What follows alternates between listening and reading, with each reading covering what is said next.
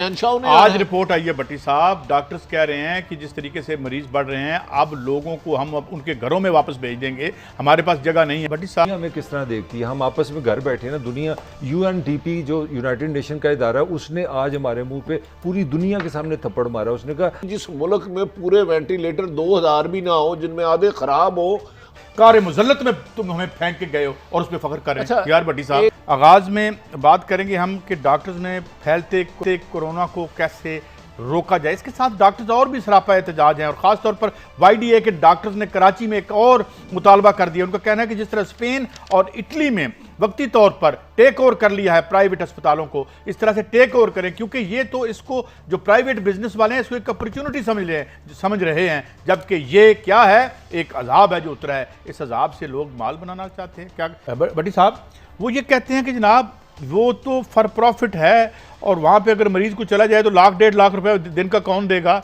इनको सरकार इसी तरह इस्तेमाल करे जिस तरह अमेरिका में कर रही है, गैर सरकारी, जिस तरह में स्पेन में कर रही है और इटली में कर रही है। क्या गलत कहते हैं वो? देखें, डॉक्टर्स हमारे फ्रंट लाइन मुहाफिज हैं। अगर खुदा ना खास्ता उनकी ही जिंदगी को खतरा होगा तो वो पेशेंट का इलाज क्या करेंगे। एक तो इन्हें मुकम्मल किट्स देनी चाहिए जो डॉक्टर साहबान की रिक्वायरमेंट है जहां भी है। दूसरा, इस प्राइवेट अस्पताल में इस मुल्क से, इस शहर से, इस मुल्क से अरबों रुपए कमाए गए। एक अस्पताल ने कई अस्पताल बना लें।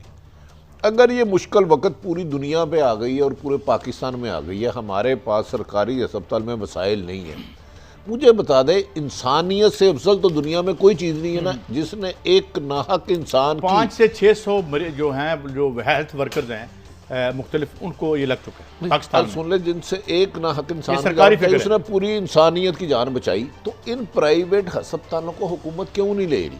अगर इसमें किसी कोरोना वायरस के 10 मरीज ही सेहतयाब हो जाते हैं तो अल्लाह भी खुश, दुनिया भी खुश। लेकिन हुकूमत कब स्टेप लेगी, ये मैं और आप नहीं ले सकते।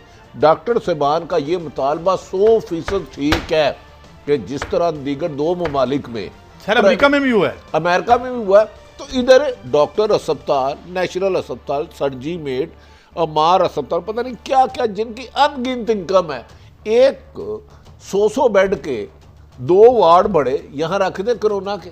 ये क्या पाकिस्तानी इनके भाई नहीं है? इन्हीं में से पैसे इन्होंने कमाने हैं ना।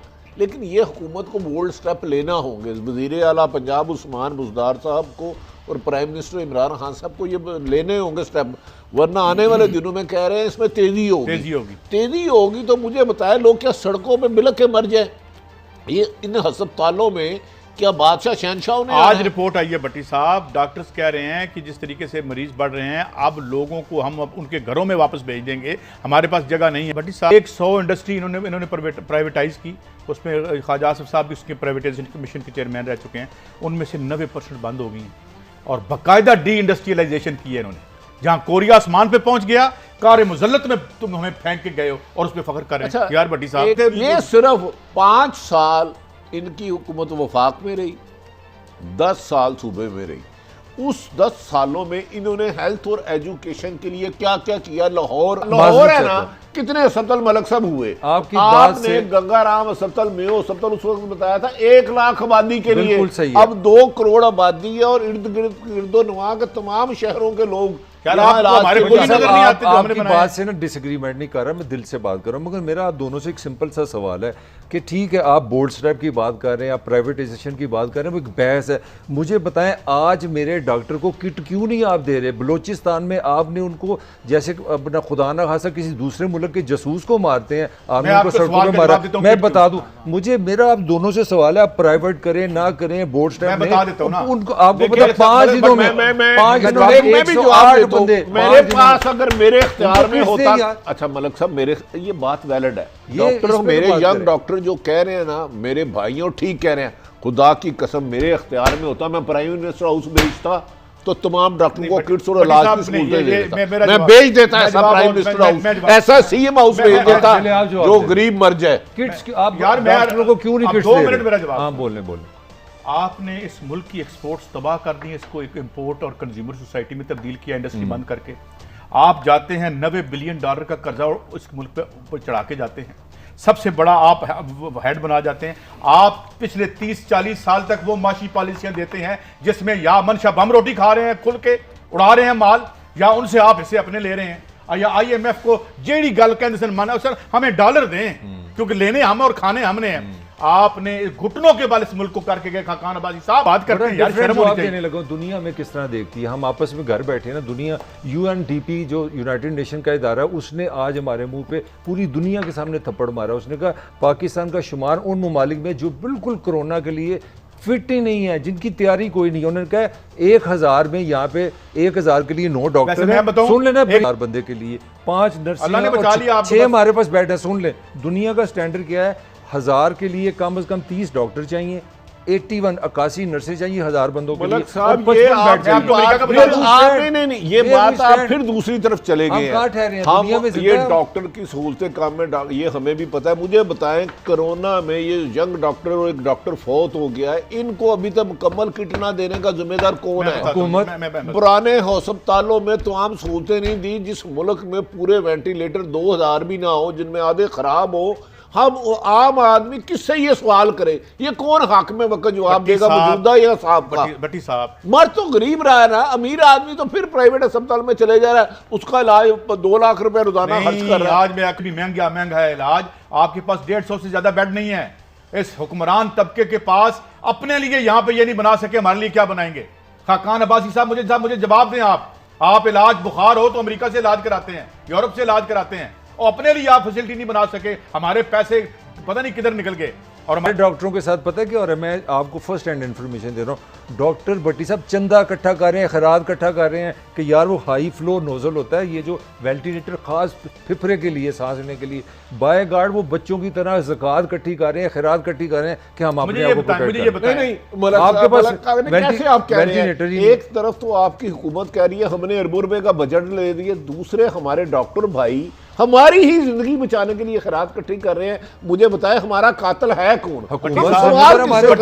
हमें वो नाम नाज़रीन आप बता दें कि आपके डॉक्टर भाई आपकी जिंदगी बचाने के लिए खैरात इकट्ठी कर रहे हैं, हमारा मुल्ज़म है कौन? हमें तो आज तक यही नहीं पता चला। ये वो वेंटिलेटर है जिसके लिए चंदा इकट्ठा किया जा रहा है। 6 से 7 लाख रुपए उनके पास नहीं, वो मरीजों से बैक कर रहे हैं कि यार 40,000, 20,000, 10,000 दो, ये हम इसके लिए वेंटिलेटर ले लें। सांस कादी साहब मुझे बताएं, ये हकान अब्बासी साहब आए, बोले 30 साल इक़्तिदार, जरदारी साहब की हुकूमत सिंध में 12 साल थे और इससे पहले भी कमो बेशतर 15 से 20 साल रही, कोई जवाब दे नहीं है, कोई जवाब दे नहीं है। बात सिर्फ और सिर्फ क्या इन्हें हक है यहाँ पर बात करने का कि जब ये छोड़ के जाते हैं तो इस मुल्क की आधी आबादी माजूर बच्चों पर मबनी है, स्टैंडर्ड ग्रोथ में हाईएस्ट है हम इस वक्त। बिल्कुल सही कह रहे हैं खाकान अब्बासी साहब, आप छोड़ के गए हैं ये, और ये भी वही अभी भी हम ही हैं, इनको हम अच्छा नहीं कहेंगे, ये काम नहीं करेंगे, तो आप किस मुंह से आके में कहते हैं? शर्मनाक। मुझे बताएं, शर्मनाक है फिगर्स आपके स्टैंडर्ड ग्रोथ के। देखिए मुझे बताएं, एहतराम से मौजूदा हुकूमत